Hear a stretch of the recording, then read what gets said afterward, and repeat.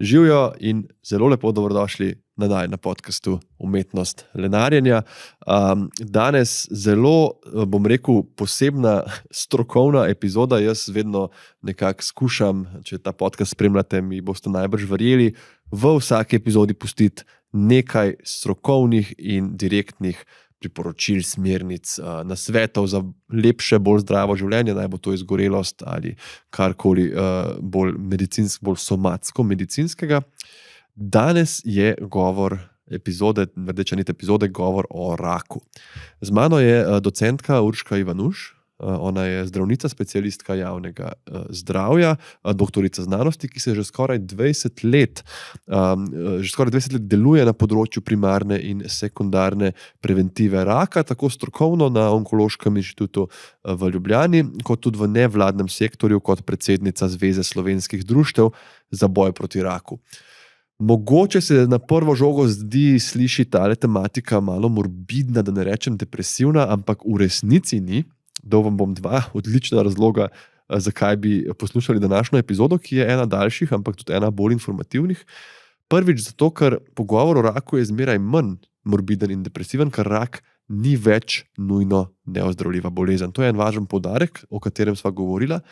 Velik delež rakov danes se zelo uspešno zdravi, se pa bolje zdravijo, če jih ujamemo zgodaj, in tu tiči ta nekak čudovita lastnost preventive. Namreč govorila sva o načinih, kako lahko vsak od nas poskrbi zase, preprosti načini, da bo manj verjetno zbolel. In poglejte ta čudovit procent, en podatek, ki je mene malo vrgel na rit, dobesedno, da lahko z upoštevanjem recimo 12 zelo preprostih nasvetov, definiranih z mednarodnimi strokovnimi priporočili, 12 stvari lahko naredimo zase, da praktično za polovico zmanjšamo tveganje, da bomo kadarkoli zboleli za rakom. Noro, torej o vsem tem bova govorila, o tem, kaj naredimo zase lahko mi, kaj nam ponuja država, kaj če si zatipamo bulo v dojki, v modih in vse, kar pa še zraven. Urška to na tak zelo lušen, energetičen in zelo plastičen način pove, da sem prepričan, da vas bo pritegnilo.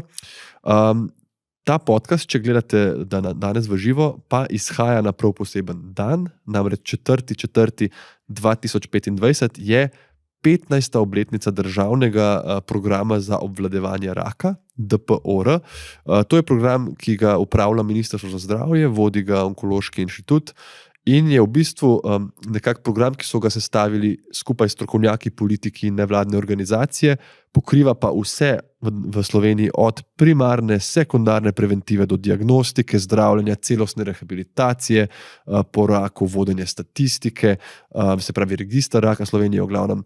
En čudovit program, ki je naredil že res ogromno dobrega, dobesedno rešuje življenja. Točne številke boste slišali nekaj tudi potem med pogovorom.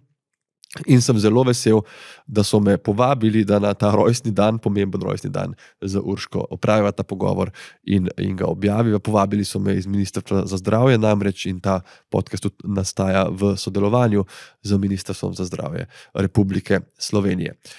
Tako, brez težav si razdelite pogovor na več manjših delov, kakšne dele ponovno poslušate, mogoče pokažete kakšnemu družinskemu članu, prijatelju, ki vseeno morda lahko naredi še kakšen korak zase. Kot sva nekako tudi na koncu povzela, gre za to, kaj lahko človek naredi, da si zmanjša možnost, da dobi neko zelo nevarno bolezen in kako lahko prepozna zgodne korake te bolezni, da se bolje pozdravi. V končni fazi znanje, jaz pravim, rešuje življenja in upam, da s tem današnjim pogovorom tudi malo pripomorem k temu in da mogoče kakšen od vas poslušalcev nekoč ne bo zbolel za nečem, kar se da preprečiti. Hvala, ker me spremljate in upam, da boste uživali v tem pogovoru, odnesli od njega čim več, potem pa se spet seveda vidimo prihodnji mesec.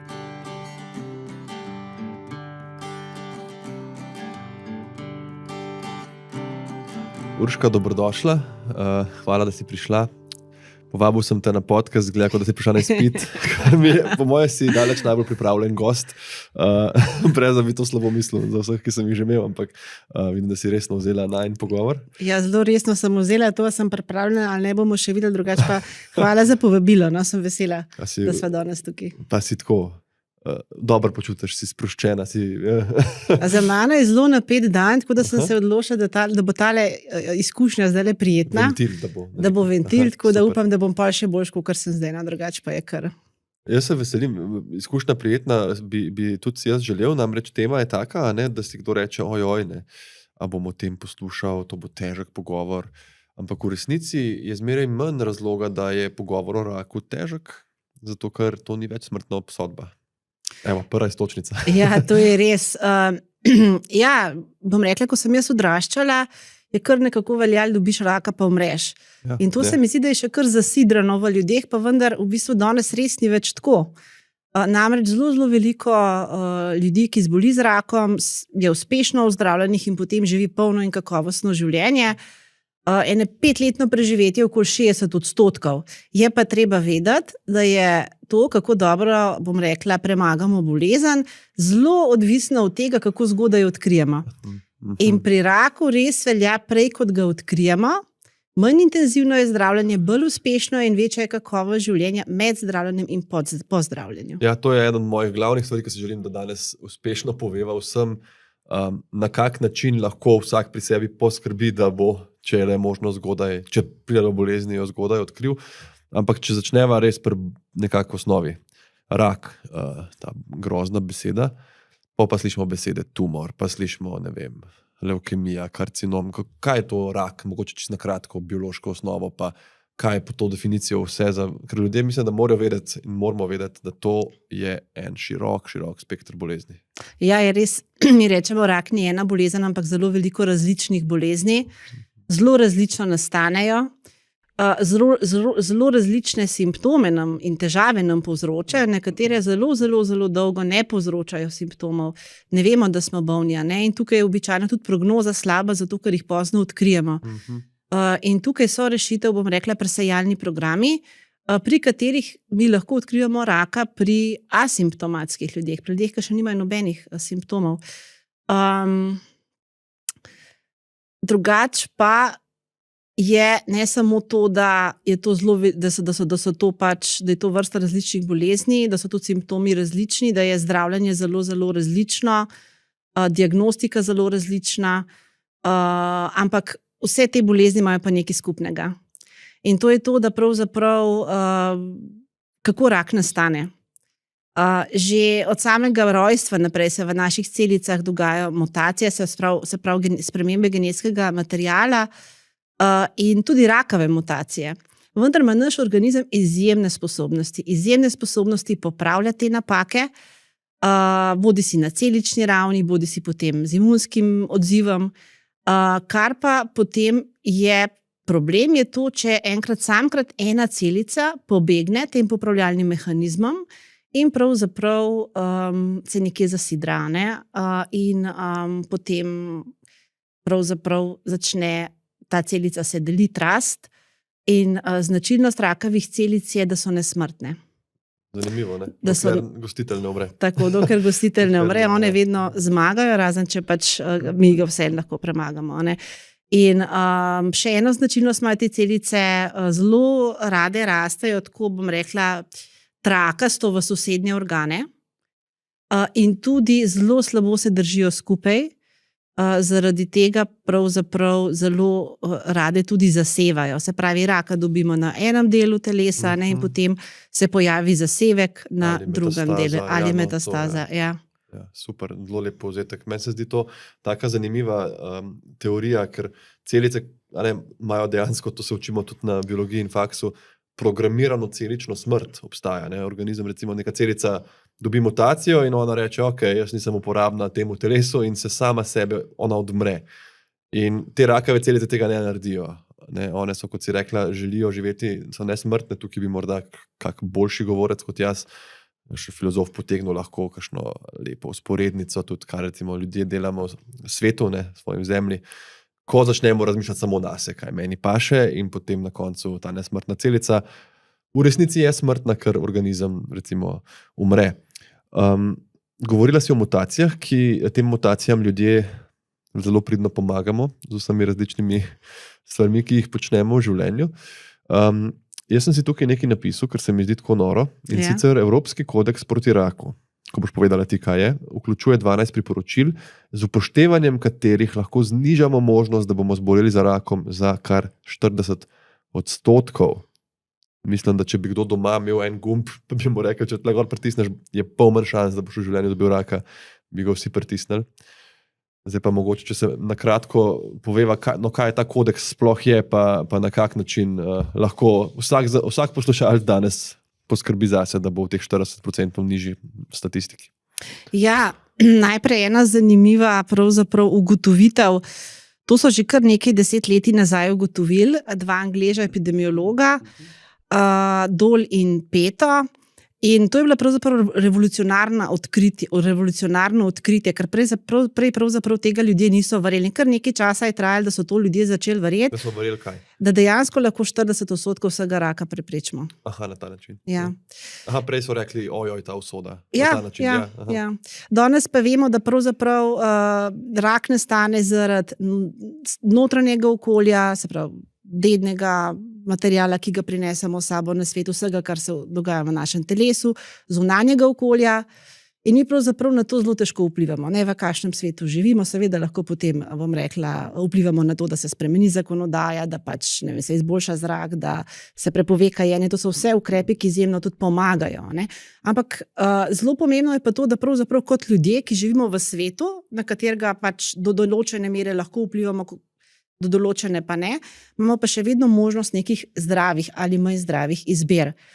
In te izbere so pa tisto pravzaprav potem, ki določajo to, bom rekla, razliko, koliko pravzaprav od raka, ki mogoče, bom rekla, nas nekje čaka, bomo uspeli preprečiti in koliko ne.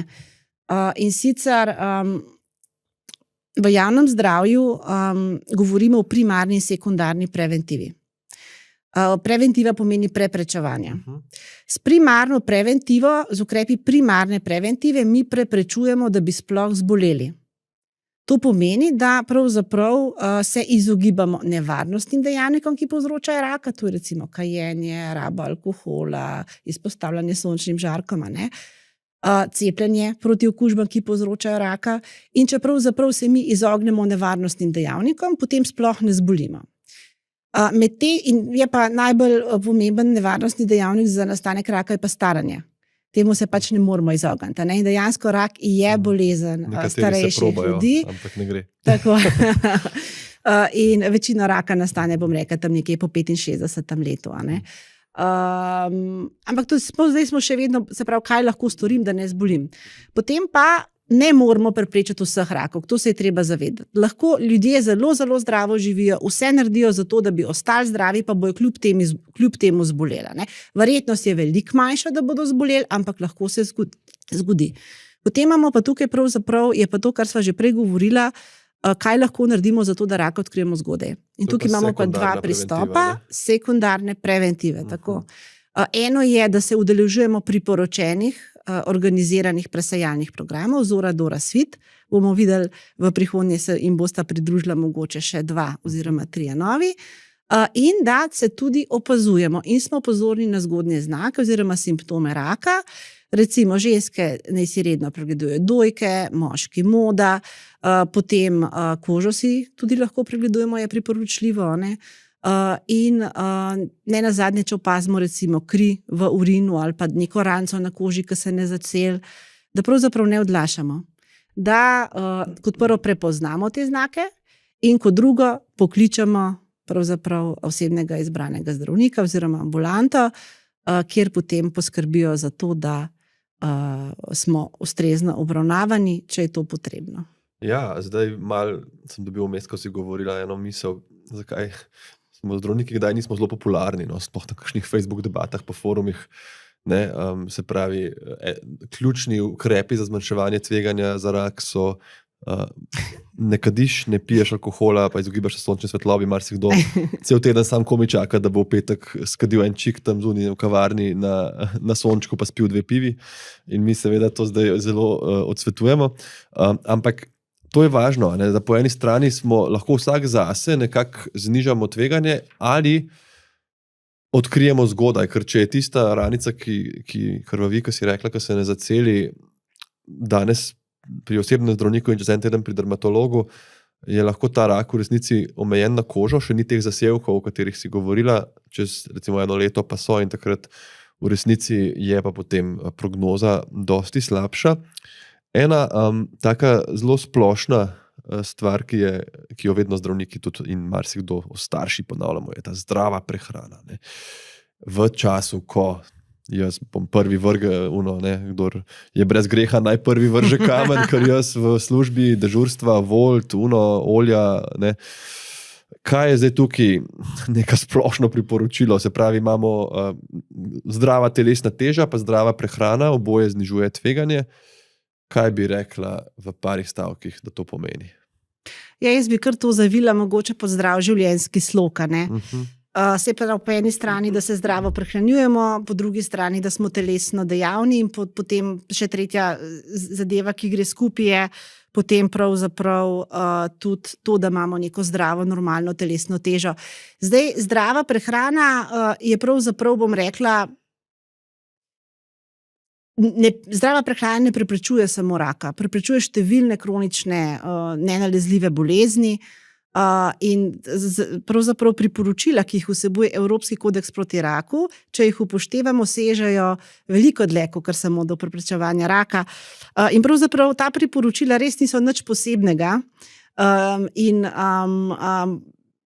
Včasih si človek reče, a pa res samo to moram narediti, pa se lahko zaščitim. Ja, ampak potem je pravzaprav samo to problem, ko hočemo samo to prenesti v prakso.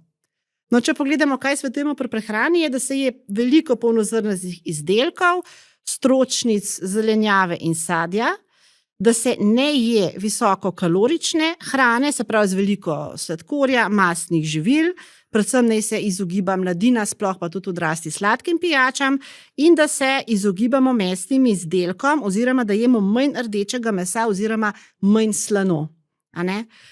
Mi vemo, da pravzaprav procesirana hrana, visoko procesirana hrana, ki je energetsko gosta, biološko pa ni bogata, lahko povzroča pravzaprav tako raka črevesa kot raka želodca. In tudi sol sama po sebi je rakotvorna. Tako da pravzaprav te enostavni nasveti, ki nas pravzaprav že doma učijo oziroma učimo mi svoje otroke, nas varujejo tudi pred raki. In če vse to skupaj v neko celoto zajamem, se pravi, da smo telesno dejavni, da se prehranjujemo zdravo, da imamo neko normalno telesno težo, to naj bi pravzaprav preprečilo okoli 18% ljudje, ki se tako, bom rekla, ki se tega držijo, naj bi imeli za okoli 18% manjše tveganje, da bodo zboleli z rakom, kot ljudje, ki pač se tega ne držijo. V bistvu mi je zelo všeč, ker to, kar si ravnokar povedala, je dosti manj ekstremno kot marsikatera dieta ali pa priporočilo, ki jo tako prebereš na internetu za, ne vem, mišice, življenje, zdravje, kjer je tako absolutno se izogibaj vsega, kar leze, jej sojo, tofu, pa riž brez soli. Se pravi, vse je v nekem znosnem paketu, še vedno lahko poješ nutelo, kdaj pa torto, pa si narediš steak. Gre v teh razmerih in tukaj je moj problem tudi z naročanjem hrane, ker tam seveda ne veš, koliko je določenih stvari noter. Ta procesirana si omenila, to se mi zdi, da kdaj ljudi ne razumejo, kaj točno sploh pomeni, Če si jaz prav predstavljam, nisem dietetik, se pravi, to je hrana. Tudi jaz ne. Hrana, ki je v svoji končni obliki dosti malo podobna tisti izvorni, se pravi, iz nekega, ne vem, prašiča dobiš hrenovke, Ja. Se pravi, ki je blazno predelana na poti, pa še ful so slane ponovadi. Tako da, ampak ja, kar si rekla, je zelo važno. Ljudje se mi zdi, da radi o tem razmišljamo, ko je treba pa kaj narediti, je pa včasih težko, ker ni prave motivacije. Jaz se bojim bolezni, ki ne bolijo. Ja. Kot so tudi visok krvni tlak in to, ker če te boli križ, boš naredil vse, da te neha. Tele procenti so pa malo neosebni. Oprosti, nekaj si hotela še reči. Ja, zdaj imam že drugo istočnico, namreč. Nadaljuj. Ne sem, da ne boli, ampak čisto fajn je včasih pojesti kaj, bom rekla, mastnega, slanega, sladkega. Okay. Dobro se pri tem počutimo. V bistvu nam pa to na dolgi rok škodi. Prej si pa omenil motivacijo. V javnem zdravju, jaz sem specialistka javnega zdravja, po, bom rekla, osnovni izobrazbi, v javnem zdravju imamo en problem pri preventivi. Ljudi nič ne boli in ljudje ne vidijo nobene težave.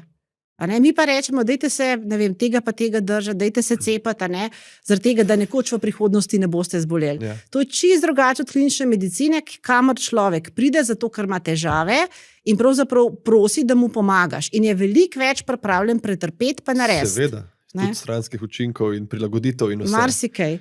In recimo še ena zanimiva stvar, opažamo tudi, da pravzaprav so ljudje morda celo rajš se lotijo kakšne ekstremne diete ali pa kakšnih ekstremnih, bom rekla, pristopov za to, da bi bili bolj zdravi, hkrati pa pravzaprav mi vemo, da te pristopi ne delujejo in da vse, kar bi rabili delati, je to, kar piše v Evropskem kodeksu proti raku, če govoriva samo o raku zdaj in tudi drugih bolezni, ki jih s tem lahko preprečimo, in je to včasih mogoče premalo zanimivo, ne vem. Mislim, da ko ti narediš neko ekstremno, iz danes na jutri ne bom se več dotaknil, ne vem, testenin. Se ti zdi, to je tak premik, da bo nekaj vidno. To je kdaj pri čuječnosti problem in meditaciji. Ljudje rečejo, probajo dihalno vajo in porečejo, kaj to je to. Z mojimi težavami, nespečnost, stres, jaz to ne bo pomagalo, to je preveč preprosto. In pol ti nekdo proda tečaj meditacije, ki ne vem, 16 točk vsebuje, pa si bolj tja vleče ravno zaradi tega, ker je to bolj kompleksno in bolj časti vredno, ali kaj, na ta način. In veš, kaj se mi zdi kdaj? Jaz kdaj razmišljam o zgodbah v glavi in to, kot si rekla, nisi motiviran.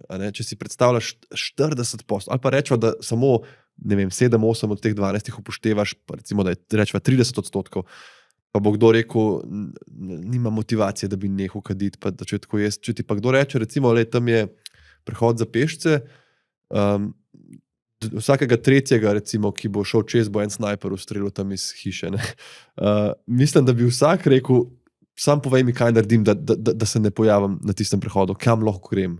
Se pravi, ko malo na drug način te procente obrneš, so res ogromni. In če si lahko ti tveganje zmanjšaš, jaz bi mogoče, ali boš ti prebrala teh 12. To si zelo lepo povedal, bom šla čez njih. Ker to po njih govoriva. Kar povej zdaj. To sem hotela reči, ko si rekel vsak četrti, ali kako si že rekel. Zdaj mi vemo, da bo pravzaprav tekom življenja vsak drugi moški zbolel, pa vsaka tretja ženska. O takih pravzaprav verjetnostih govorimo. In z upoštevanjem teh 12 priporočil pravzaprav res lahko naredimo veliko, pa če jih na hitro preberem, pa mogoče potem tudi neke osnovne, mogoče za vsakmu še malo podebatirava, če bo. To je kar važno. Zdaj, prve dve priporočili sta vezani na pravzaprav rabo tobaka in povezanih izdelkov. In prvo je zelo enostavno, ne kadite, drugo pa je, ne izpostavljate sebe in drugih tobačnemu dimu iz okolja. In jaz mislim, da pravzaprav veliko kadilcev želi nehati kaditi, da mi imamo v Sloveniji zelo dobro, bom rekla, pomoč pri odvajanju od kajenja, tudi telefonsko številko, na katero lahko pokličejo delavnice v vsakem zdravstvenem domu, ki so brezplačne. Da pa pravzaprav je problem sam začetek kajenja. Tobak in tudi te povezani izdelki, ki se zdaj prodajajo, imajo noter nikotin, ki je ena izmed najbolj zasnovljivih snovi. In to, ko začnejo mladi kaditi enkrat na teden ali pa uporabljajo pač izdelke take in drugačne, rečejo, se to ni kajenje. Tako se kajenje začne in večina mladih začne pravzaprav, večina ljudi, ki kadi kasneje v življenju, začne pred 20 letom starosti. In mogoče je prav, da tudi mladi, ki tole zdaj poslušajo, se zavedajo, da pravzaprav 2/3 kadilcev umreta zaradi kajenja in da kadilec zgubi v povprečju 10 do 15 let življenja. In v Sloveniji imamo 60 smrti na teden zaradi kajenja. In to so kar, bom rekla, take pretresljive številke, zaradi tega sem tako tle pripravljena, ker se mi je zdaj, če govoriva o takih, ker vsak ve, da kajenje ni zdravo, vsak ve, da kajenje povzroča raka, pa ne samo pljučnega raka. Pomaga to prijemljivo. Včasih pomaga te številke. Mene si šokirala, pa niti ne kadim. 16 vrst različnih raka kajenje povzroča. Tako da je res, to je ena stvar, ki se jo običajno lotimo precej lahkotno. In potem, ko želimo nehati, običajno takrat, ko se pripravljamo Porod, to, da bomo imeli otroka, porod, mogoče tudi kasneje, ne vem, ko bom rekla, pridemo do točke, ko pa gremo na zdravniški pregled, pa ni več vse tako, kot mora biti, je pa izjemno težko nehati. Moj oče je bil dolgoletni kadilec in mi je rekel, ja, bom pa za novo leto nehal kaditi, pa nikoli ni pravzaprav povedal, za katero novo leto. In je pa tudi umrl zaradi posledicami kajenja. Tako da res, Svetovna zdravstvena organizacija je pravzaprav sporočila, da če bi eno samo stvar na svetu, ali en sam nevarnostni dejavnik, mi radi rečemo nevarnostni dejavnik, ukinili in bi povzročili največ koristi za zdravje na svetu, bi bil to tobak. Tako da Slovenija in to, kar pa res deluje, je pa tudi zelo stroga regulativa. In Slovenija zelo dobro regulira rabo tobaka z zakonodajo. Moram reči, da smo kar vodilni v Evropi, še vedno so pa še vedno priložnosti, kaj lahko naredimo. Ampak to so tako plastične številke, da upam, da bo komu tudi, verjamem, prišlo prav, mogoče pri komu, kakšni osebi, ki ti je blizu, ki jo imaš rad, da predstaviš ne samo na način, kot si rekla, to ni zdravo, ker to je isti stavek, kot uporabiš, če kdo vzame sladoled iz hladilnika, pa leži na kavču, pa ne vem, karkoli.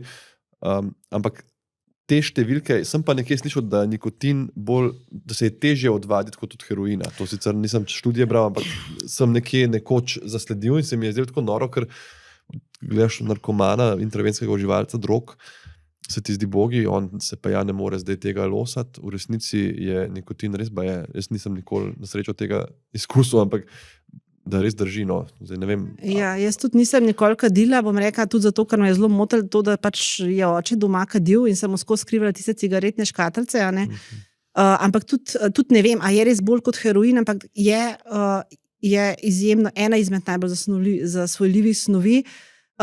Kar pa je razlika, je ta, da pravzaprav je kajenje veliko bolj dostopno. Pa sprejemljivo v družbi. Čeprav moram reči, dalje manj sprejemljivo. Če dalje manj sprejemljivo, se spomnim časa, ko so še, pa se sama sebi res ne zdim stara, ampak jaz se spomnim časa, ko se je še na avtobusih kadil, recimo. Danes to ni več sprejemljivo. Mogoče zato, ker se ta, tudi kot si druga točka, ki si rekla, ne izpostavljajte sebe in drugih, se pravi pasivno kajenje. Ja. Da marsikoga zmoti, če nekdo kadi na način, da ti tudi to dihaš, ker to je tudi na nek način ja, prav je da ljudje vejo, da je to škodljivo, ker potem v bistvu najlažji potem ti rečeš svojemu, ne vem, družinskemu članu, ko kadile, to pa res ni fino, tle še mene spravljaš, zdaj bom rekla v tveganje, pa otroke svoje. Je pa po podatkih Nacionalnega inštituta za javno zdravje, okoli 17% ljudi je izpostavljeno temu, bom rekla, tobačnemu dimu iz okolja, pasivnemu kajenju, kot rečemo. Tako da to tudi ni toliko mala, tako da tukaj lahko če kaj naredimo. Da podpora potem v državi je zadostna tem ljudem, ki recimo se ne dospomni nehal bi kaditi? Jaz mislim, da je podpora zelo dobra, velika, in da ljudje to premalo uporabljajo in premalo za to vejo. To številko bom dal spodaj tudi v podcastu opis. Prosim, ja. In te linke, tako da mogoče koga zasrbi in prosim. Pa če mogoče greva, a si hotela tukaj še kaj? Ne, se bo pa še prišla do ključ nazaj, po moje okrog. Ja, edino to sem še hotela reči, ljudje povezujejo kajenje s pljučnim rakom. Pljučni rak je drugi najpogostejši rak pri ženskah in moških. In je prvi rak zaradi vzroka smrti zaradi raka in bom rekla 20% ljudi, ki umre zaradi raka, umre zaradi pljučnega raka. Problem pljučnega raka je to, da zelo dolgo časa ne daje nobenih simptomov in ga zato zelo pozno odkrijemo. Ker če mi pljučnega raka odkrijemo zgodaj, je zelo dobro preživetje, zelo dobra prognoza. Problem je, ker ga odkrijemo prepozno. Bi pa povedala, da poleg pljučnega raka kajenje povzroča še 15 drugih rakov. Tako da ja, po moje lahko zdaj s kajenjem nehava. Pa še kdo, upam. Pa še kdo, ja. A mi da vas pogovarjamo o kajenju. Ja, tako je. Ja. Tudi kot so na avtobusih, če bi podcasti obstajali pred 20 leti, vsi puši. To je malo tak znak intelektualcev, včasih bil, upam, da ni več. Pojmava te naslednje 3 točke, ki sva se jih malo dotaknila. Vzdržujte zdravo, normalno telesno težo, vsak dan borite telesno dejavni, prehranjujte se zdravo. Tukaj bi te samo vprašal, a je to res vsak dan bodite, kaj tukaj spada, že če grem jaz s kolesom v službo, je to dovolj? Ali možno trening? Vsak gib šteje. Se pravi, vse, kar naredimo, je boljše, kot da ne naredimo nič. In manj, kot sedimo, boljše. Raziskava Nacionalnega inštituta za javno zdravje je pokazala, da odrasli ljudje v povprečju sedimo 4 do 5 ur na dan. Samo, jaz sem verjetno med unimi, ki več sedijo. In enkrat sem brala eno raziskavo, da to dolgotrajno sedenje ne moreš ti potem enostavno, bom rekla, nadomestiti s tem, da greš pa popoldne za 1 uro, pa se čist zmatraš. Fino je tudi v bistvu vmes, ko sediš vstati, pa se mal gibati, pognati kri po žilah in tako naprej.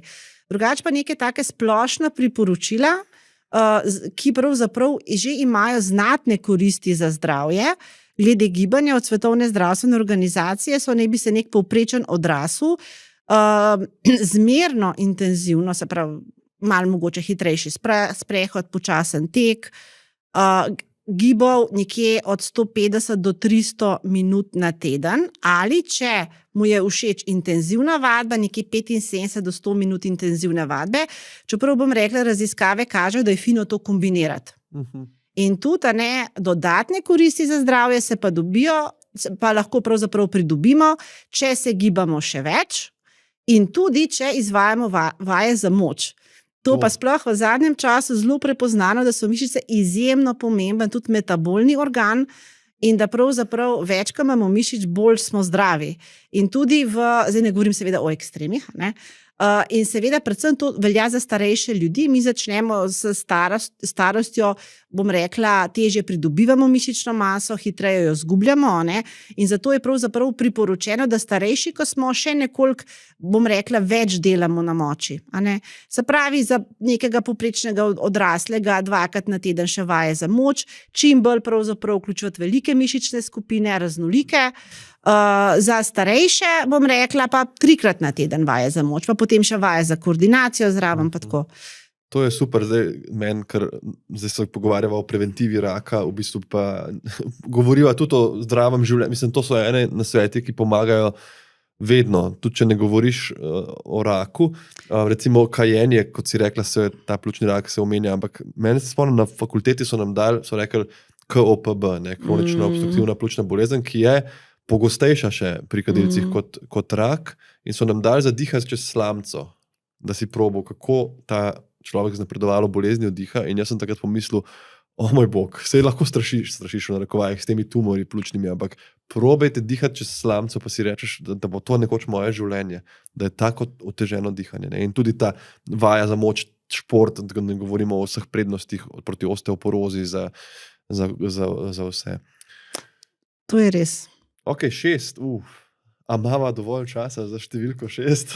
Ne, nujno. Hecam se, ampak ker piše omejitev vse vrste alkoholnih pijač. Ja, to pa lahko povem eno anekdoto. Prosim. Mi smo v Sloveniji alkohol zelo, zelo sprejemljiv, in smo imeli velike dileme, ko smo pravzaprav dejansko prevedli priporočilo tako, kot je v originalu. In še par let nazaj smo mi Slovenci vztrajali in nismo prevedli priporočila, namreč, če ga lahko preberem, da ga bodo naši poslušalci slišali. Priporočilo pravi, omejite pitje vseh vrst alkoholnih pijač. Za preprečevanje raka je najbolje, da alkoholnih pijač sploh ne pijete. Pitje alkoholnih pijač lahko zagotovo povzroči vsaj 7 vrst raka. In tveganje za nastanek raka pa se veča z vsako popito alkoholno pijačo. Se pravi, mi nimamo varne meje. Mi nimamo nekih manj varnega pa bolj varnega pitja alkohola. In mi, zaradi tega, ker smo se bali, kako bodo ljudje to sprejeli, pa da ne bomo preveč radikalni izgledali, smo kar neke merce še imeli noter. Ampak zdaj smo se pa odločili, vse človek, tudi jaz včasih na zdravem. Vsak se bo zase odločil, kako bo pil oziroma ne bo pil alkohola. Ampak prav pa je, da ljudje vejo, da pri alkoholu, kar se raka tiče, ni varne meje. In da pitje alkohola tudi za nobeno drugo bolezen, se pravi, škodljivost pitja alkohola ne odtehta prednosti. Ljudje še vedno mislijo, da je dobro za srce pa za ožilje. Prednosti ne odtehtajo škode. Prednosti ne odtehtajo škode, ja. Ker to se je citirala neka raziskava. Ja, za srčno-žilne. Za srčno en kozarec rdečega vina. Ne velja več. Kar se je potem, ampak to se je že nekaj let nazaj, smo dobili vsi ta update, da v resnici en kozarec ti še ne bo delal hude škode, ampak še vedno je bolje nič kot ena. Ker tukaj jaz imam očitno še ta staro zapis, ker mi še piše, če že kaj popijete, potem moški največ 2 enoti, ženske pa samo 1. Se pravi, manj kot je, bolje je. Alkohol, jaz o tem govorim, mislim, meni je grozno, kako je to vse prisotno in sprejemljivo, ker se mi zdi, da tukaj govorimo o nekih procentih za rak, ampak družbena škoda alkohola se mi zdi celo od teh za to medicinsko, od prometnih nesreč, družinskih nasilj. To sploh ne veš, kje bi začel, in sem že to govoril na tem podcastu o alkoholu, da se mi zdi, da sem hudo licemerski, ker tudi jaz seveda zdravim, in imam rad tudi kakšno pivo s prijatelji, ampak se mi zdi, da moramo imeti nizko toleranco, oziroma, kako bi rekel, nizak prag, da začnemo razmišljati o tem, kdaj je preveč in kdaj lahko namesto tega spiješ rajši kaj drugega. Ja, jaz se zelo strinjam, tudi jaz imam vedno, bom rekla, dileme, ampak vedno potem neko odločitev sprejmem in za to odločitvijo stojim. Je pa fajn, da vem, kaj ta odločitev pomeni.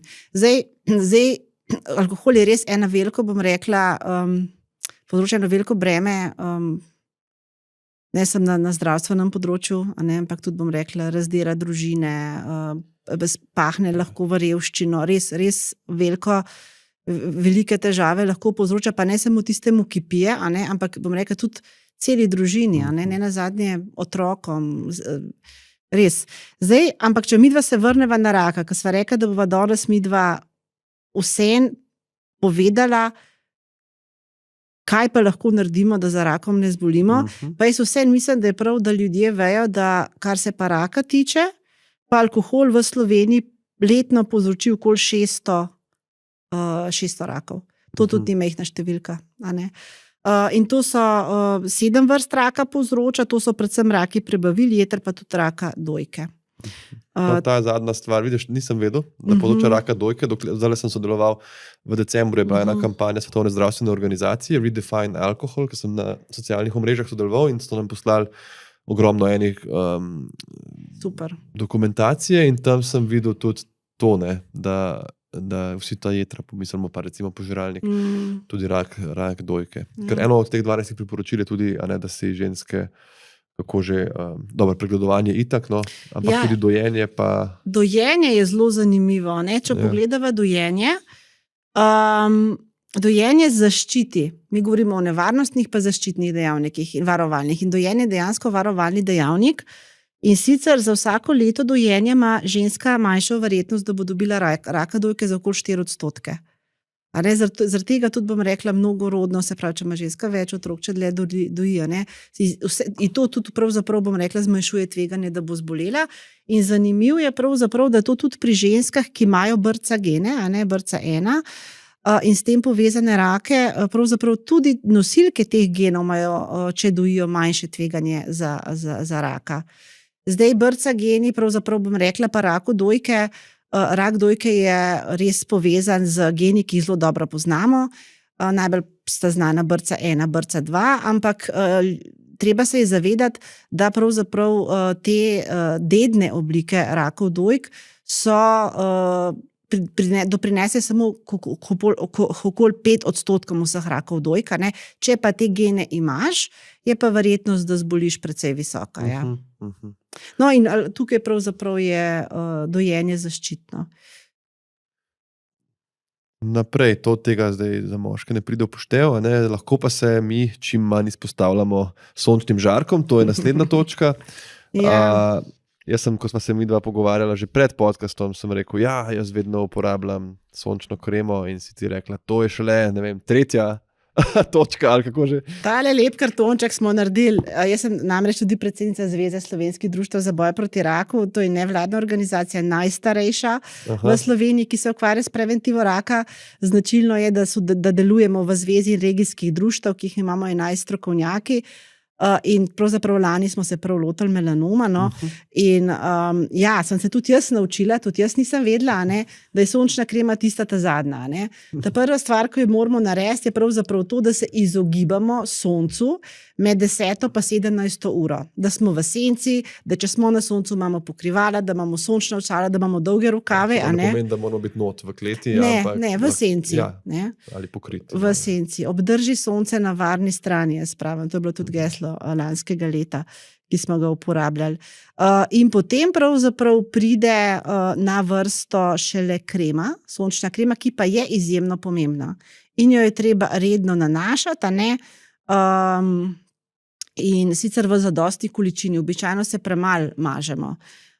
Zdaj, kar pa ljudje pravzaprav pozabijo, a ne, je pa to, da in pravzaprav nam reka pozabijo, ampak ne vejo, je pa to, da pravzaprav tudi uporaba solarija je pravzaprav izjemno škodljiva za kožnega raka, za melanom in se absolutno odsvetuje. In pravzaprav res vsaka porjavelost kože je že poškodba kože, ki je že pravzaprav povečuje neko tveganje za raka.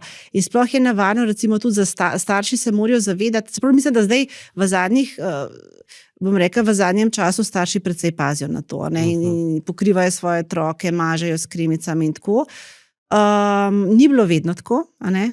In veliko kožnega raka, ki ga danes vidimo, pripisujemo temu, da so pač te odrasli, ki danes bolevajo, bili kot otroci preveč na soncu in upečeni. Se pravi, te opekline so nevarne. A ne? To je v bistvu, če se vrnemo na čisto tvojo prvo razlago, da je rak mutacija, ki se popravlja, se pravi, te ultravijolični žarki v bistvu delajo škodo na naši koži in mutirajo naš DNA dobesedno, ki se popravlja. In zdaj več, ko jih je, a ne, in več, ko se to ponavlja, več možnosti je, da se nekaj pač ne bo popravilo in nastane. Pa tudi tako, v bistvu bom rekla, pri mlade niti ne skrbi melanoma, ne, pri koži bom rekla najstnike, ampak nočejo pa, predvsem punce, pa imajo rade lepo kožo, a ne. In tukaj vedno potem poudarjamo, da sončenje postara kožo, a ne. In dejansko je to tudi potem nek mehanizem, kako raka povzroča, ker te celice se prehitro postarajo. In mi vemo, da je rak bolezen starejših, ampak ne samo starejših ljudi, tudi postaranih celic. In če imamo postarane celice, je pač genom manj stabilen, bom rekla, te mutacije bolj pogosto nastajajo, manjša je verjetnost, da se pač popravlja in pač se potem enkrat ena celica začne naprej deliti. In tle potem pa pridemo do sekundarne preventive, pa da se pregleduješ. Se pravi, za ta znamenja tudi en drugega, ker se ne vidi zatilje, lasišče. Mogoče, če na kratko poveš, kakšna znamenja so tista bolj nevarna, oziroma če imamo dvom, boš da gremo k zdravniku, ampak na kaj moramo biti bolj pazljivi? Ja, pravimo vsak mesec se je fino pregledati, fino se je nekaj tudi prebrati, kako se pregledati, kako si rekel, in lasišče, in med prsti, bom rekla, in nenazadnje med ritnicami, a ne. Tako da nekaj lahko sami pogledamo, nekaj rabimo ogledalo, lahko pa tudi koga prosimo, recimo, ne, za hrbet pogledati je, če imaš koga, da ti ga pogleda, je to najlažje. Drugač pa, na kaj je treba biti pozoren, tukaj uporabljamo princip ABCDE, ne. Ko gledamo nek kožni madež, se vprašamo, a je mogoče asimetričen, se pravi, da ena polovica ni enaka drugi, leva, desni ali pa zgornja, spodnja, ne. A so robovi nek pravilni ali so pravzaprav taki nepravilni, neenakomerni, da so neki ostri, drugi se potem prelivajo. To je angleška kratica, ne, se pravi, asimetrija B je border. Border, ja. C je potem color, je barva. Tipično nas skrbijo znamenja, ki so različnih barv, ampak lahko je en sam tak znak, bom rekla, še ni zdaj alarmanten, a ne? Ampak je pa treba, če enega samega opazimo, je treba znamenje opazovati, ne? In če se znamenje spreminja, ker to je pa tisti najbolj pomemben pravzaprav dejavnik, potem je treba iti k zdravniku, a ne? Predvsem nas skrbijo kakšne, bom rekla, črni deli madeža ali pa razbarvani deli madeža, velikost, a ne, se pravi, D je potem diameter, premer. Če je večji kot 6 mm, potem moramo postati pozorni in pravzaprav, če je tak neraven, če malo krvavi, a ne, če se podrgnemo pa zakrvavi ali pa če se spreminja, to je nekako še najbolj pomembno, ne. In značilno je, da ljudje, ki se pregledujejo ali pa tudi poročeni, moški običajno pridejo z bolj debelimi melanomi, a ne. Ali ne opazijo, ali dlje časa odlašajo, ne. No in meni je bila ena taka zanimiva informacija, lani smo imeli strokovni seminar posvečen kožnemu melanomu in mi je bila zanimiva informacija, da pravzaprav moški, ki so poročeni, a ne, prej pridejo. In potem so jih vprašali, zakaj je bila prav raziskava narejena, in so rekli, zato, ker me je žena nagnala. A ne. Tako da jaz bi pa rekla, dajmo vsi poskrbeti. Ne. Res je pomemben pri melanomu. Melanom je fajn zgodaj odkriti, vse rake je fajn zgodaj odkriti. In tukaj ga imamo na koži, vidimo ga. In če nismo sigurni, je boljši od zdravniku pa preveriti. No, mojega očeta sem jaz nagnal. In tako so bili izgovori, to kot si rekla, nimam zdaj časa, bom pol, zdaj polet, kaj pa če mi bo zrezal, pa ne bom se mogel kopati. Veš, če avto butneš, si naslednji dan pri ličarju. Pri teh stvarih pa ljudje kdaj nimamo te občutka, da je pač nekaj treba nujno. Tudi če v šumni čakalnici 1 uro pač čakal, Bog pomagi, pa vzameš s sabo neko knjigo, da se pač pokažeš. Nikoli ni pravi čas, da greš zdravniku, zato ker te skrbi in vedno bo nekaj in vedno bodo pač neki izgovori, dokler ne boš res dal svojega zdravja na prvo mesto, oziroma dokler ne boš res verjel, da pač prej, ko ga odkriješ, boljše in da če ga zelo zgodaj odkriješ, praktično, da boš normalno naprej živel. Ja. Potem imamo 2 točki, da se na delovnem mestu zaščitite pred nevarnimi snovmi in varujete pred sevanjem. Tukaj ne vem sploh, če je kaj tazga. Ne, tukaj jaz mislim, da smo zelo v Sloveniji smo precej zakonodaja ščiti. Fajn je, da ljudje vejo, da lahko vedno na delovnem mestu vprašajo, če delajo s kakšnimi nevarnimi snovmi. In tudi, kar pa je tudi pomembno morda, da uporabljajo zaščito. Recimo cestni delavci je fajn, da delajo v dolgih rokavih pa s klobuki tudi polet. Pa zna biti mogoče malo vroče. In tukaj bi mogoče bolj na ljudi, pozvala, da dajmo se zaščititi na delovnem mestu, dajmo uporabljati zaščito, ker ta zaščita je z namenom. Slovenija ima zakonodajo na tem področju, bom rekla, priporočila podjetja imajo, ampak ta priporočila morajo potem tudi, bom rekla, ljudje upoštevati.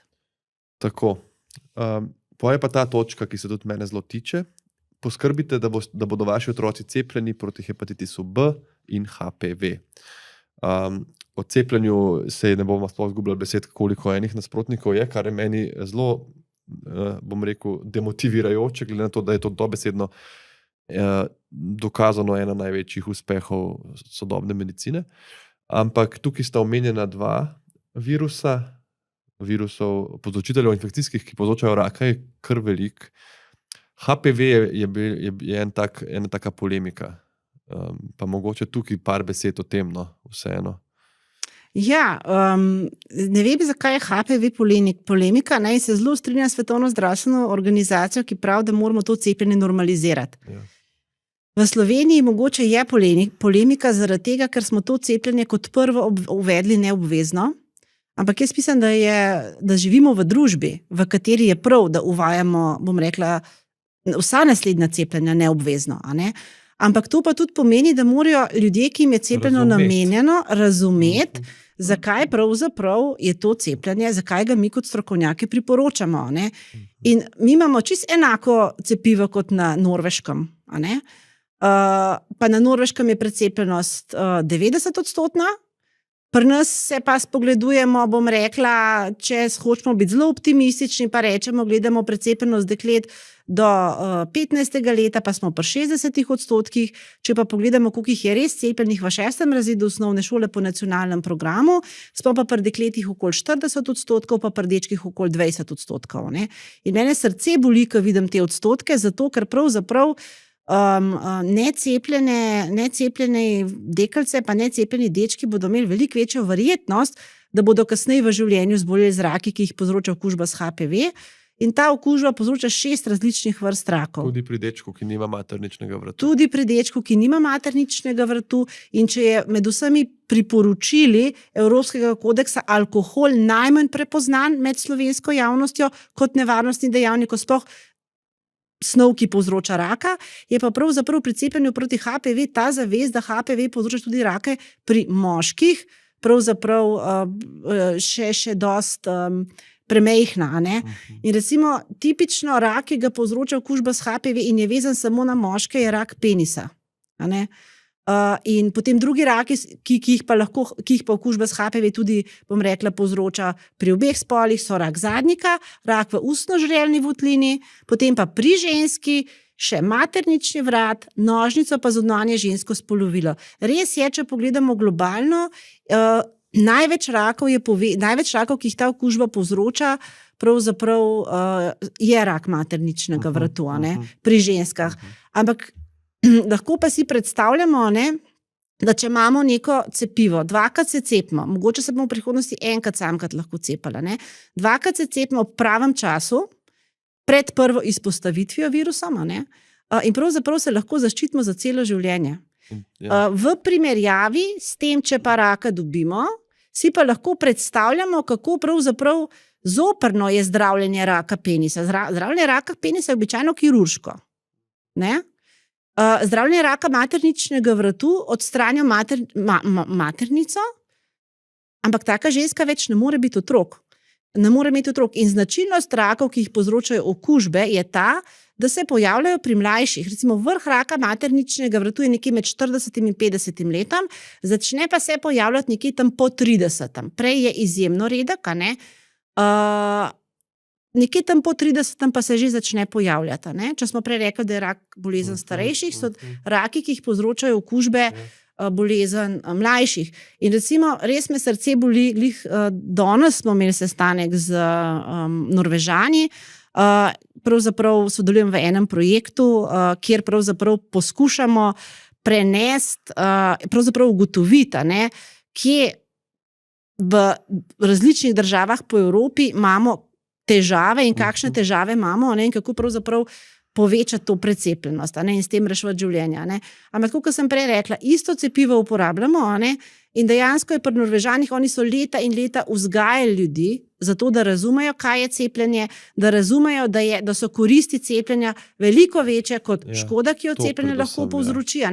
Pri nas je pa nekako ta zavest, da in tudi ankete, ki smo jih naredili v okviru tega projekta in tudi drugače kažejo, da se okoli 60% slovenskih staršev podpira cepljenje proti HPV. Cepijo se, v bistvu priporočeno je cepljenje deklic in dečkov v 6. razredu osnovne šole.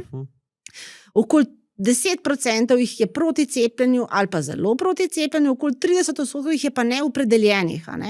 In te je treba dobiti, in načeloma te neopredeljeni vejo, da cepljenje obstaja, ampak ne razumejo, kakšne bolezni s cepljenjem preprečujemo. Mogoče tudi to se mi zdi, da kdaj mislijo, da to je za te promiskuitetne. Če bo imela moja hčerka 20 partnerjev, pa rab, to pa ja ne bo imela. Da v resnici ni res. In drugo, to, kar si zelo važno, kar si rekla, kdo reče, bo se sama odločila, ko bo polnoletna. Prvi stik spolni je v resnici dovolj. Ko enkrat priješ v stik z virusom, cepivo brez veze. Ti moraš se cepiti prej, da ta prvi stik, ko pride, imaš ti imunski odziv, ne pride do te okužbe, ki jih poznamo pri HPV, hepatitis virusu, ki ostane v telesu, ne to, kaj mi počnemo. Ja, zdaj tako je. Mi poznamo mi imamo okoli 200 različic HPV-ja in okoli 12 jih povzroča raka. In pravzaprav mi s cepljenjem pravzaprav zaščitimo pred okužbo z 9 različicami, zelo dobro zaščitimo. In sicer od teh 9 različic jih 7 povzroča raka. In teh 7 povzroča kar 90% vsega raka materničnega vratu. S cepivom veliko večino vseh. Veliko večino vseh rakov, ki so povzročeni z okužbo, pokrijemo. In je res, da tudi cepljenje kasneje lahko zaščiti pred tistim genotipom različico, s katerim se še nisi okužil. Se je pa treba zavedati nečesa. HPV je izjemno kužen. In praktično vsi spolno aktivni ljudje se prekužimo in praktično se prekužimo v prvem, drugem letu spolnega življenja. In v starosti 20 do 24 let je v Sloveniji v vsakem trenutku pravzaprav prekuženih 1/4 žensk in tudi moških seveda. In če bi šli, in to smo ugotovili z raziskavo, v nekem danem trenutku, v nekem obdobju smo pač pogledali, koliko žensk je okuženi z različicami HPV, ki povzročajo raka lahko. In je bilo 25% v tej starostni skupini. Potem se pa z leti to zmanjšuje, zaradi tega, ker tudi, ko se ti okužiš, se razvije neki imunski sistem. Je pa tukaj pravzaprav tako, Kakor je bilo tudi malo pri COVID-u. Namreč, če je okužba taka, okužba lahko zelo hitro gre, ker je naše telo se načeloma zelo dobro proti tej okužbi bori. In če recimo vemo, da se praktično vsi prekužimo, a ne, pa zelo malih pa na koncu res boli, vse tiste ostale okužbe telo očisti. A ne. Ampak in takrat pravzaprav včasih niti ne razvijemo imunskega odziva. Zatega tudi, če smo že bili z neko različico okuženi, a ne, pa niti ne vemo, pa niti pravzaprav nočemo testirati vseh ljudi, ker bomo potem na koncu po 2 letih vsi pozitivni, a ne. Še vedno s cepljenjem lahko zaščitimo ne samo pred novimi okužbami z drugimi različicami, ampak tudi s to različico. Prav, ni brez veze, če se nekdo pozno odloči, je pa dosti manj učinkovito. Je pa dosti manj učinkovito, res. Tako da jaz pravzaprav vedno pozivam starše, naj ne odlašajo s cepljenjem, zaradi tega, ker bom rekla, če cepivo je registrirano 9. leta naprej, a ne. Jaz upam, da v prihodnje bodo raziskave, ki se zdaj izvajajo, pravzaprav pokazale, da se lahko cepi tudi že prej, ker če bomo to cepljenje, to je zdaj moje osebno mnenje, ne, če ga bomo dali v obdobje, ko so starši pri pediatru ali šolskem zdravniku, ko se pogovarjajo z njim o cepljenju, ko lahko razčistijo svoje dvome, ne, potem pravzaprav bo to cepivo samo še eno od cepiv, s katerim cepimo. In sem prepričana, da že samo s tem se bo dvignila ta precepljenost v Sloveniji. Zdaj se pa cepimo v 6. razredu, ko pravzaprav starš ne hodi redno in otrok ne hodi redno k pediatru ali pa šolskemu zdravniku. Ne? In dosti staršev pravzaprav se ne, bom rekla, ne, tisto cepljenje pride, tistega obrazca ne podpišejo, mogoče otrok reče, ja, pri nas se pa noben ne bo cepil v razredu, ne? In pol starš misli, da se ni odločil, pa se je. On se je odločil proti cepljenju. In jaz sem tudi vodja državnega programa Zora, v okviru katerega presejamo za raka materničnega vratu in imamo pravzaprav populacijske podatke o tem, kako ženske zbolevajo s predrakavimi spremembami materničnega vratu pa rakom. In lani smo naredili eno analizo, smo tudi objavili v reviji Lancet, Regional Health Europe, in smo pravzaprav ugotovili, da cepljenje generacije deklic, mi nimamo individualnega podatka, katera je cepljena, pa katera ne. Vemo pa pravzaprav, katere generacije so že bile cepljene in koliko je bila precepljenost. In te deklice, ki so stare zdaj 20 do 24 let, so bile precepljene generacije okoli 50%. Ne? In mi s to, bom rekla, precej premejhno precepljenostjo, glede na to, kaj si želimo. Želimo si saj 90% precepljenost. Mi že na populacijski ravni opažamo, da imamo do 40% manj predrakavih sprememb visoke stopnje pri teh deklicah. Že s takim, ja, s 50% precepljenostjo imamo toliko manj raka. Tako, predrakavih sprememb, kar pomeni, da te deklice ne bojo rabile konizacije. Konizacija sama se naredi ambulantno, v lokalni anesteziji, ni problematična, ampak lahko pa pravzaprav poveča tveganje, da bo imela ženska potem prezgodnji porod. To je odrežejo en del vratu. En del materničnega vratu tako odrežejo. In v bistvu s cepljenjem ne preprečujemo mi samo raka, ampak tudi te, bom rekla, predrakave spremembe, te posege, ki pravzaprav ne bodo več v prihodnje potrebni. Zaradi tega, ker pravzaprav je rak materničnega vratu edini rak za enkrat, pri katerem se tudi že v Sloveniji spogledujemo za odpravo tega raka, kar pomeni, da bo število novih primerov padlo pod neko dogovorjeno številko, zato ker cepimo proti HPV in presejamo v okviru programa Zora in potem seveda tudi zdravimo odkrite spremembe. Ampak to se ne bo zgodilo, če ne bomo pravzaprav uspeli povečati precepljenosti. Upam, da današnji pogovor kaj prispeva. Te številke so zelo impresivne, bi pa jaz dal čisto en praktičen dodatek oziroma zaključek temu sklopu in jaz tako pravim, kot oče deklice male, če bi mi nekdo prinesel en gumb, pa bi rekel, pritisnem ta gumb, pa tvoja punčka nikoli v življenju ne bo dobila enega od najhujših rakov. A je to sploh odločitev zame? A veš, na ta način, pa pusti zdaj, da nek neželen učink, ne vem, pa jo srbi roka, pa za hujše so tako ekstremno redki, da sploh ne vem, kjer ga bi omenil, kao da bom fair, ne vem, dobesedno ne vem, ampak to je ta odločitev, ker rečeš pol, ne vem, ta gumb, pa bojo tvoji sošolci ga pritisnili, jaz ga ne bi, bomo videli. Mene to v resnici ena najlažjih odločitev. Mislim, za norice, pa sem cepil tudi za norice, tam malo je bilo več razmišljanja kot za ta HPV. No. Tako da sem hvaležen neskončno znanosti, kot oče deklice. Jaz tudi. In tudi hvaležen sem temu, da to znanje imamo kot človeštvo, da to znanje imam jaz osebno in ti ga imaš tudi, ne? Ampak marsikdo pa tega še nima. Ne? In zato sem jaz tudi zelo vesela, da imamo danes ta podcast. Jaz upam, da bodo ljudje to slišali. In kar bi jaz rada položila staršem na srce je, če niste prepričani, dajte vprašati, potrudite se, dvigante telefon, napišite mail, vprašajte svojega pediatra, šolskega zdravnika, preden se odločite za necepljenje. Ja, ne? Ker mi že vidimo rezultate v Sloveniji. In res bo težko otroku pojasniti, če bo zbolel z rakom, kasneje v življenju, ki bi ga lahko preprečili, mami pa oči, zakaj me pa nista cepila. Si sploh nočem niti hipotetično predstavljati takega pogovora. 12. točka proti raku tega kodeksa je: udeležujte se organiziranih presejalnih programov, in to zdaj te bom prosil, da nam malo razložiš o tem, ampak še prej bi te prosil še za en komentar. Na tem seznamu ne vidim nič o stresu, počitku, kar me kot gostitelju podcasta Umetnost lenarjenja zelo stresira. A ni tako, da stres poveča tveganje za raka? Jaz sem bila tudi zelo presenečena, bom rekla, ker sem prvič kodeks videla in sem šla pol raziskovati. Lahko tudi povem, da sem zdaj se kodeks revidira. Sem pravzaprav udeležena v tej 5. reviziji kodeksa, ki bo izšel čez 1 leto. In pravzaprav stresa ni. Stresa pa ni zaradi tega, ker pravzaprav stres sam po sebi ne povzroča raka. Kar pa povzroča raka, in je to zelo težko definirati stres, bom rekla na nekem oprijemljivem nivoju, da bi rekla, zdaj pa stres je rakotvoren. Kaj je pravzaprav rakotvorno pri stresu? Metabolni učinki stresa, učinki na, bom rekla, naše gene, tega niso uspeli dokazati. Kar pa se ve, je pa to, da pravzaprav stres poslabša pravzaprav naš življenjski slog.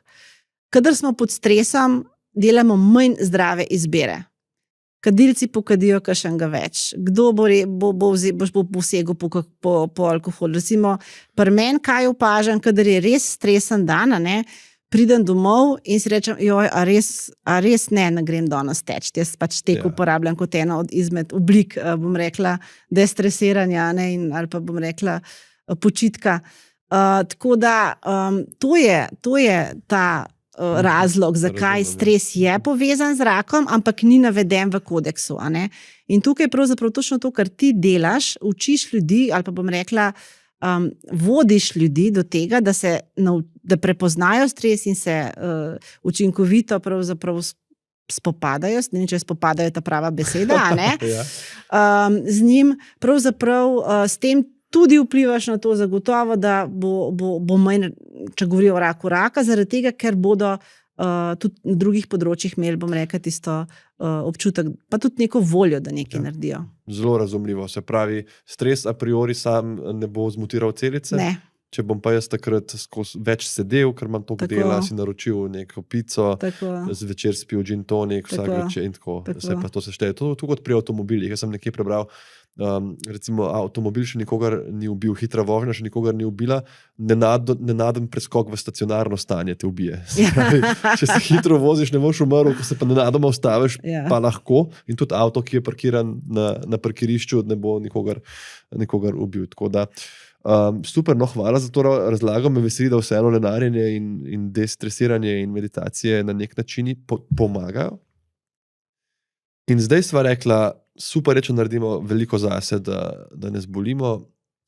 Druga dobra stvar, ki lahko naredimo, je pa, da odkrijemo rak zgodaj, in tu je ta pomen presejanja. Omenila si že Zoro, omenila si, da imamo 3 programe. A bi nakratko povedala, kaj je tu poanta in kako lahko tukaj vsak od nas, jaz dobro, recimo pri Zori ne morem sodelovati, ampak kaj lahko naredi vsak od nas, da se nekako preseja, kako bi temu rekel? Presejalni programi so zelo učinkoviti, bom rekla, cepljenje je eno izjemno učinkovito javno zdravstveno orodje, presejalni programi so pa drugo. Namreč namenjeni so temu, da mi na preglede aktivno vabimo z vabili ljudi, ki se povsem v redu počutijo, zato da jih pravzaprav s presejalnimi testi pregledujemo. Prizori je to ginekološki pregled z odvzemom celic, ki jih ginekolog razmaže na stekelce, pošlje v laboratorij in pogledajo, ali so predraka oziroma rakavo spremenjene.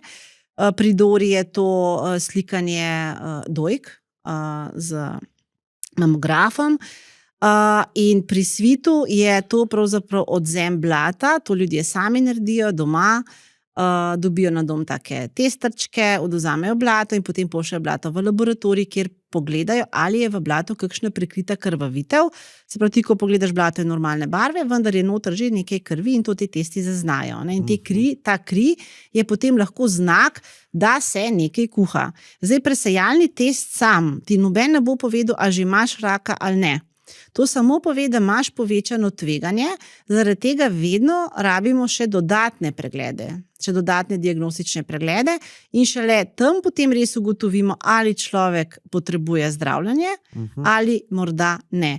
In če je pravzaprav presejalni test negativen ali pa če ugotovimo, da nima raka, da je šlo za napačno pozitiven presejalni rezultat, potem pravzaprav lahko se vrne varno v presejanje in se ponovno udeleži, a ne presejanje treba ponavljati, pravzaprav čez priporočen interval. Smo lahko tukaj mi pasivni, se pravi, to vabilo pride na dom, ker zdaj sva govorila o tem, kaj vse narediš, a ne, nihče te ne bo strani države prišel trkati, če si se namazal sončno kremo, a ne, pa koliko kadiš. Sprav jaz, če se nikoli ne prijavim na noben svit.com ali karkoli, bom dobil neko kuverto ali nekoč in vabilo. Ja, ne obstaja svit.com, se pravi, mi dejansko, ampak zelo dobra zadeva, mi dejansko poskrbimo, presejalni programi so centralno koordinirani. To, da jaz vodim presejalni program, pomeni, da imamo svojo enoto znotraj Onkološkega inštituta, ki pač koordinira ta program, v okviru katere skrbimo za to, da pač imamo centralni presejalni register, ki se nočno sinhronizira z registrom prebivalstva, tako da mi točno vemo, katere ženske so v Sloveniji. Dobivamo podatke o izvidih iz laboratorijev, točno vemo, katere ženske so bile na pregledu, katere ženske pravzaprav so imele tudi rezultate, ki zahtevajo dodatno ukrepanje in tudi spremljamo, če pravzaprav vidimo, da v nekem določenem obdobju ni bilo nekega dodatnega testa zdravljenja, bomo pravzaprav opozorili na to ginekologa, in potem ginekolog to lahko skomunicira žensko. Včasih pravzaprav nam tudi ginekolog pove, sem jo vabil, pa ne želi ženska sodelovati. Čeprav v večini primerov, bom rekla, naše ženske zelo zaupajo slovenskim ginekologom in to je tudi eden, po mojem, izmed glavnih razlogov za res izjemen uspeh slovenskega presejalnega programa Zora. No, pa če se vrneva nazaj, da ne bom zašla, Zora je pač, jaz vodim Zoro, tako da največ vemo o Zori, No, ampak tako je, se pravi, mi imamo ta presejalni register, potem imamo v bistvu smernice za ginekologe, spremljamo tudi, kako pravzaprav ženske so obravnavane ali niso v skladu s smernicami, organiziramo kontinuirana izobraževanja za vse izvajalce, skrbimo za to, da imamo zakonodajo tako, ki nam omogoča izvajanje programa in temu se reče centralna koordinacija, In jaz sem plačana, moja plača pravzaprav je namenjena temu, da jaz to delam in da moja ekipa to dela. Zaradi tega pravzaprav ne rabi in pravzaprav edino tak pristop res deluje v praksi. To so že leta 1968 ugotovili pri Svetovni zdravstveni organizaciji in temu se reče organizirano populacijsko presejanje, kjer imamo mi točno predpisane zdravstvene storitve, od presejanja, diagnostike, zdravljenja, spremljanja po zdravljenju, in hkrati nek koordinacijski center, ki skrbi, da so ljudje pravočasno pozvani na ta pregled in tudi, da cela veriga potem teče. No, ampak niste plačani samo delavci, tudi vsak tak test stane in zdaj tukaj moje vprašanje, si predstavljam, da zagotovo je nekdo naredil računico in rekel, ok, dali bomo, 10 milijonov v to, da iščemo raka, ampak ker bomo toliko in toliko rakov našli, več prišparali pri zdravljenju, kjer zdravljenje je seveda dražje kot ta en test. Ja, vsi priporočeni presejalni programi so tudi stroškovno učinkoviti, kar pomeni, da pravzaprav se država investira v zdravje na način, se pravi, do tiste mere, ki je za državo še sprejemljiv. Različne države so različno pripravljene investirati, ampak presejalni programi so, ker tudi moramo se zavedati, da zdravstvena blagajna je ena sama. In če ti vzameš in daš v presejanje, bo nekje druge zmanjkalo. In vedno je treba tehtati, katero v bistvu bom rekla, kaj uvesti, pa kaj ne uvesti. Ampak Svet Evropske unije je pravzaprav in strokovnjaki, številni strokovnjaki po Evropi smo že, bom rekla, večkrat presojali, kateri raki so sploh ustrezni za presajanje, pa ne samo z tega stroškovnega vidika, pa deva najprej to obdelati. In žal še vedno pravzaprav nimamo veliko rakov, ki bi bili ustrezni. In samo ena, bom rekla, v 12 teh točk, da je rak ustrezen za presajanje, je stroškovna učinkovitost. In za rake, za katere zdaj presajemo, velja, da presajanje za raka materničnega vrtu in raka debelega črevesa in danke, ne da sta stroškovno učinkovitost samo, ampak so celo cost saving. Se pravi, da privarčujeta, zaradi tega, ker dejansko mi z odkrivanjem in zdravljenjem predrakavih sprememb pri zori ali pa zgodnjih rakov pri zori, pa pri svitu in pri zori mi odkrivamo predrakave spremembe in zdravljenjem teh preprečujemo raka, zato to na populacijski ravni vidimo kot zmanjšanje incidence. In svit je bil nekoč, ko predno smo uvedeli, je bil rak debelega črevesa in danke prvi rak, danes je to 4. rak po pogostnosti. Zaradi tega, ker s tem, ko se odkriva predrakave spremembe in se jih odstranjuje, se zmanjšuje tudi incidenca tega raka. Medtem ko pa vsi 3 presajalni programi Zora, Dora in Svit, mi smo veseli tudi, če odkrijemo raka v zgodnjem stadiju, ker je potem zdravljenje manj intenzivno. In pol, če se šteješ, bom rekla, vse stroške, ki so vezani na, bom rekla, in koordinacijo presajalnega programa in zdravstvene storitve, ki so potem razpršene po celi Sloveniji, in stroške, ki jih ti prišparaš zato, ker bolezen toliko prej odkrivaš ali pa preprečuješ, dejansko ugotoviš, da se presajanje zelo, zelo splača. Ne samo za posameznike, kar mi kot zdravniki vedno gledamo, ampak tudi za državo. Mislim, se zdravje, človeško življenje ne može dati gor cene, ampak je pa to res, kot smo lahko bojemi, da je zdravstvena blagajna omejena, kot cela. Nobena država na svetu nima toliko denarja, da bi vse vsem dala. In zato tudi Evropa ima evropski načrt za boj proti raku in znotraj tega načrta pravzaprav Evropa priporoča, da države uvedajo priporočena presajanja. Priporočena presajanja so bila do sedaj 3. Rak materničnega vrtu, rak dojke, pa rak debelega črevesa in danke. Leta 2022 so pa išla nova priporočila, ki pa državam pravzaprav nalagajo tudi dolžnost, če lahko tako rečem, da proučijo izvedljivost in razmerje med koristmi in škodo, ki bi jo lahko na nacionalni in državni ravni pravzaprav pridobili, če bi uvedli še presajanje za pljučnega raka in raka prostate, v nekaterih državah in regijah pa tudi za raka, bom rekla, želodca. Zdaj, tukaj je še zelo veliko neznanega, tako da Slovenija se pripravlja na te nove programe, ampak zagotovo ne bodo tukaj čez noč, ker se je treba tudi nečesa zavedati. Recimo, te programi izpolnjujejo vsa merila. In ta prvo merilo je, da je bolezen veliko javnozdravstven problem, kar te bolezni so. Prej smo rekli pljučni rak, drugi najpogostejši pri obeh spolih in prvi zaradi smrti. Ampak tudi tisto merilo, kjer pa večina drugih rakov pade, je pa drugo merilo. In sicer to, da moramo mi biti sposobni raka odkriti toliko prej v presajalnem programu, mislim, da bomo lahko nekaj naredili. Da bomo lahko nekaj naredili. In tukaj smo žal še vedno z vso znanostjo pa tehnologijo pri drugih rakih nemočni. In recimo ultrazvok, rak jajčnikov, nič kasneje ne bomo umrli. Mogoče bomo par mesecev dlje vedeli, da imamo raka jajčnikov, ampak ne bomo umrli kasneje. In ni to, da država špara, recimo, če ne uvede presajanja za druge rake. Ampak dejansko niso priporočeni, zaradi tega, ker mi v presajanju se moramo zavedati, mi vabimo zdrave ljudi na to presajanje in ljudje so pod stresom, ko jih vabimo. In potem čakajo na izvid testa, ali bo pozitiven ali bo negativen.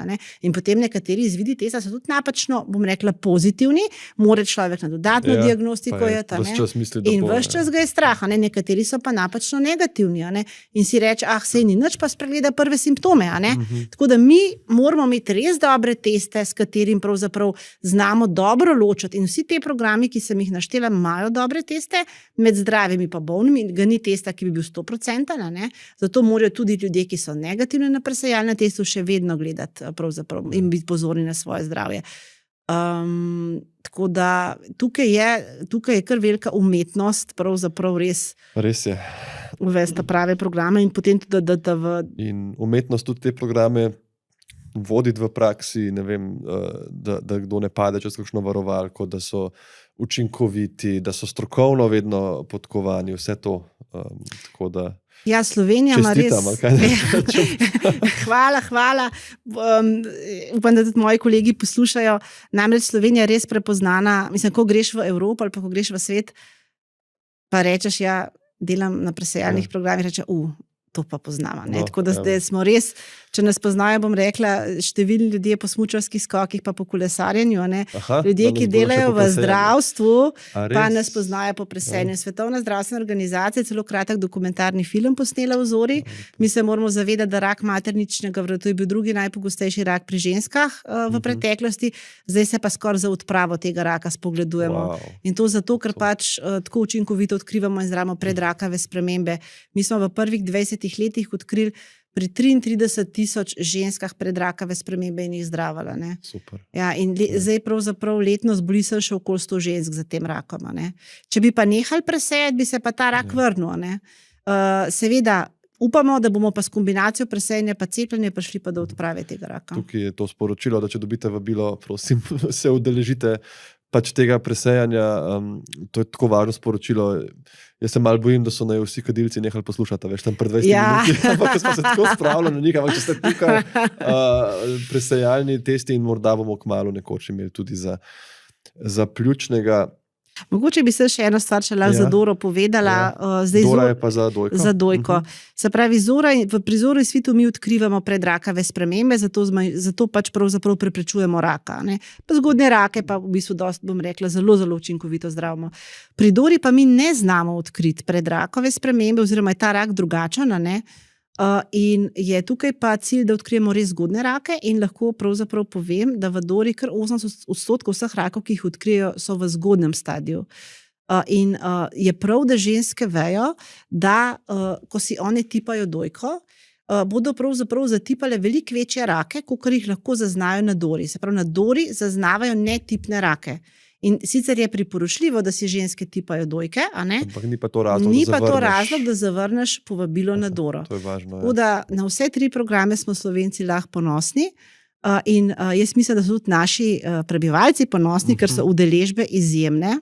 Pri vseh 3 programih pri Dori je največja udeležba in sicer je kar 77% vseh žensk, ki so ustrezne na Doro, redno hodi in to je tudi med najvišjimi udeležbami v Evropi.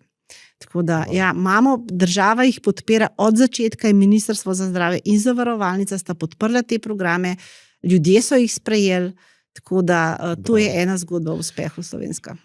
Ja, za prebivalce zelo lepo skrbite. Mogoče zdaj te vprašam čistko, kako pa skrbiš za svoje, ob vseh tem delu in tem, kar delaš, a najdeš čas za lenarjenje, a upoštevaš ta priporočila? Zdravniki smo dobri v tem, da govorimo o nečem, mi da zdaj tu sediva že skoraj 2 uri, prej pa koliko je sedenje, pa tako, pa da moš malo stati, pa se razgibati.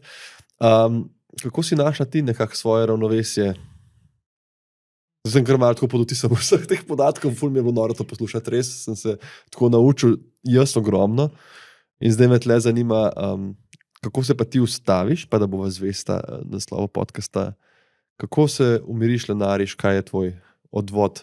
Ker vseeno, ti se ukvarjaš s presejanjem, se pa praktično skozi ukvarjaš z rakom tudi in z tudi hudimi boleznimi primeri. Kaj je tvoj odvod?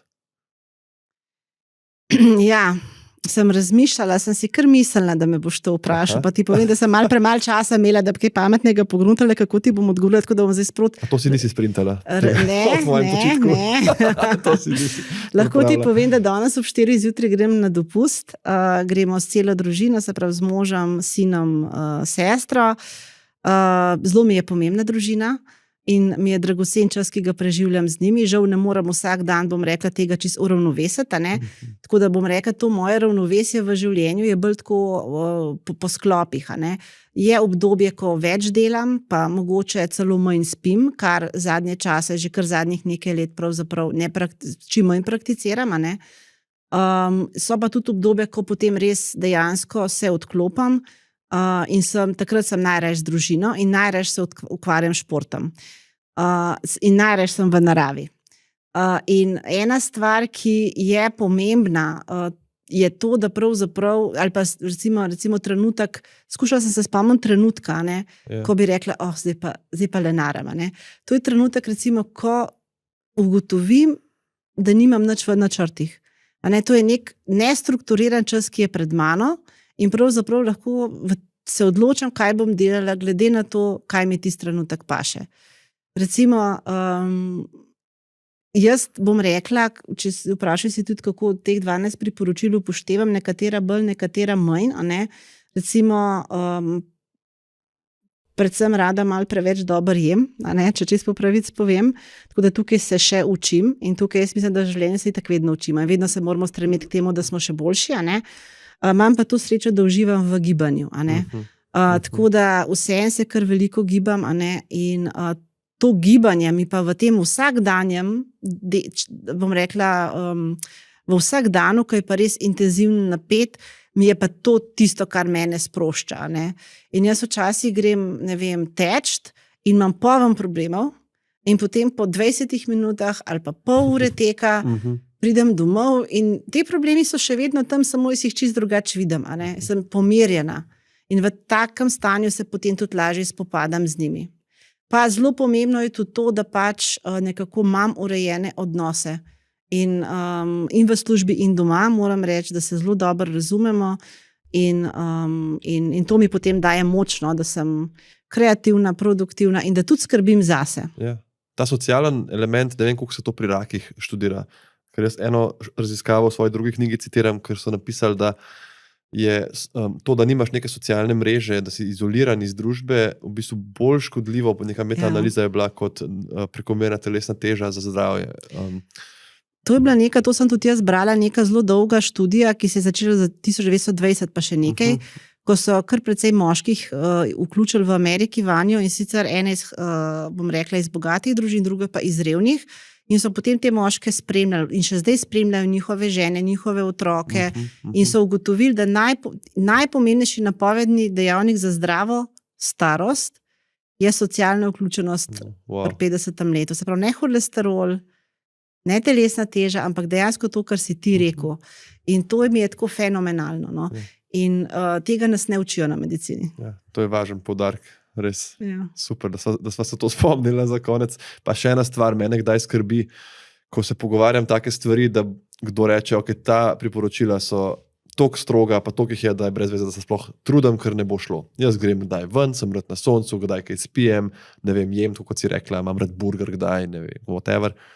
In tukaj je važen ta poudarek, kot si rekla, ene upoštevam bolj, ene manj, se pravi, to ni vse ali nič, ni zdaj, ali ti ne boš nikoli nič spil, nikoli nič skadil, nikoli brez klobuka šel ven, ali pa whatever. Se pravi, lahko najdeš neko sivino vmes, neko področje, pa se trudiš, s tem, da smo vsi ljudje, si dovoliš neke šibkosti, ampak pač paziš na neke navade, ki konsistentno dajo več prednosti kot slabosti na ta način. Jaz ne poznam človeka, ki ne bi imel šibkosti. Vse to je. Tako da zagotovo jih vsak ima, kar jaz mislim, da je pomembno, je to, da pač vemo, da lahko veliko naredimo sami, da pravzaprav se trudimo ves čas, bom rekla, izboljševati v življenju, ampak da se ne sekiramo preveč, ampak da je spodrsne. Ker vsak bo imel kdaj kakšen slab dan, ali pa vsak ima kakšno priporočilo, ki je pa za njega izjemno, izjemno težko. Zdaj, kar bi jaz sem res položila na srce, pa zdaj smo že pri koncu podcasta, pa mogoče so kadilci že odšli, ampak unika pa še niso začeli kaditi. Ni vseeno, kdaj kakšno pokadiš. Ker v cigaretah in teh izdelkih povezanih je nikotin, ki je zasvojljiv. Tobak ima eno posebno mesto tukaj noter, zato ker je pa alkohol tudi. Te dva sta zasvojljiva.